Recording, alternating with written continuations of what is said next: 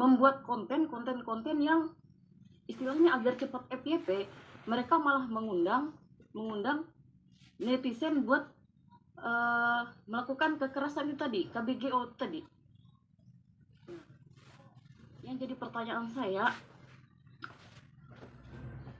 kita ya warga plus 62 lah contohnya ya, kalau istilahnya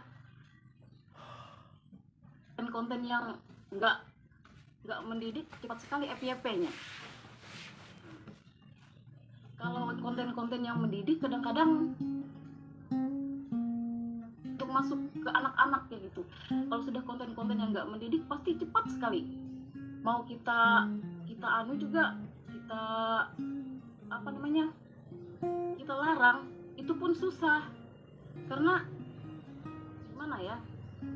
Karena kalau zaman sekarang banyak aplikasi yang menawarkan penghasilan yang membuat orang semakin kesininya semakin membuat konten yang enggak dia sendiri yang mengundang KBGO itu sendiri gitu.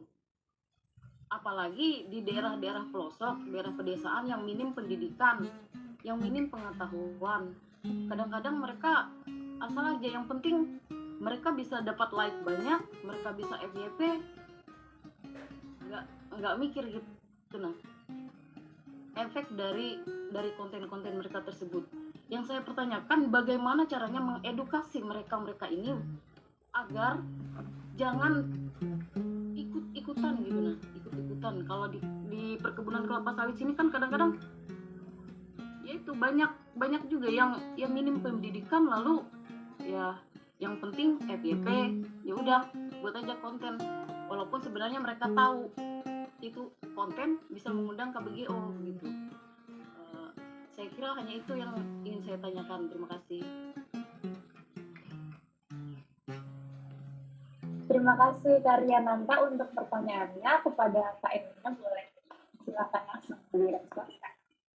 Oke, terima kasih Kak Riananta. Ini tadi maksudnya adalah edukasi tadi ini yang bikin konten-konten yang penting FYP. Nah, sebenarnya dalam konteks ini kita perlu hati-hati juga ketika menyatakan bahwa konten ini mengundang KBGO gitu, karena kalau kita misalkan, karena lagi-lagi kita balik ya, tadi menunjukkan tadi KBGO ini meskipun dia terjadi secara online, dia sama seriusnya dengan kekerasan berbasis gender di dalam medium apapun, sehingga kalimat-kalimat atau perspektif-perspektif yang kemudian dia mengundang atau dia minta si kekerasan itu terjadi, itu sangat tidak berpihak pada korban, sehingga kemudian perlu untuk bisa kita berhati-hati ketika mengucapkan itu gitu, karena sebenarnya kekerasan itu kan terjadi ketika adanya persetujuan kemudian yang dilanggar, sehingga kemudian ketika seseorang memutuskan untuk mempublikasi sesuatu, itu kan sebenarnya kan adalah bentuk agensi dan ekspresinya mereka. Tapi kemudian juga menjadi penting di sini ketika kita bicara tentang konsen atau persetujuan atau kehendak seseorang mengambil keputusan untuk mengekspresikan sesuatu, itu kan perlu didasarkan pada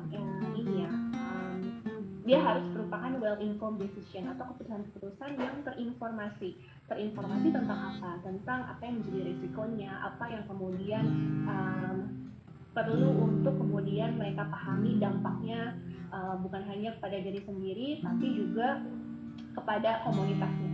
Tapi dalam konteks ini kemudian jadi sangat bias kalau misalkan kita hanya bersandarkan pada satu norma tertentu aja, misalnya norma-norma keasusilaan aja gitu misalnya, yang pada dalam konteks sekarang ini seringkali pemaksaan terhadap sejumlah norma-norma kesusilaan itu banyak yang kemudian membungkam ekspresi gender perempuan maupun minoritas gender lainnya gitu.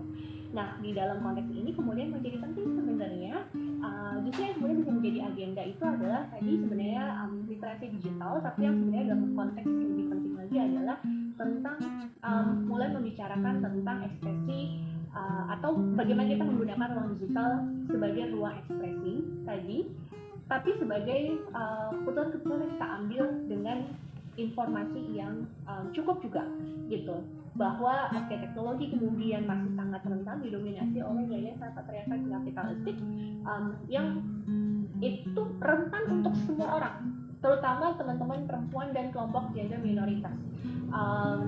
Apalagi kemudian mereka yang berani untuk berekspresi dalam landscape apapun, ekspresi seksual, ekspresi gender, ekspresi politik.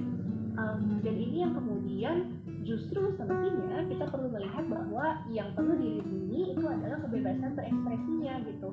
Melihat bahwa ini adalah sebagai perlu bisa menjadi ruang aman bagi perempuan dan minoritas gender untuk bisa menyampaikan apa yang menjadi ini putusannya yang didasarkan pada informasi-informasi yang cukup gitu tentang apa yang menjadi konsekuensi yang bisa menjadi potensi konsekuensi dari apa yang mereka lakukan secara digital.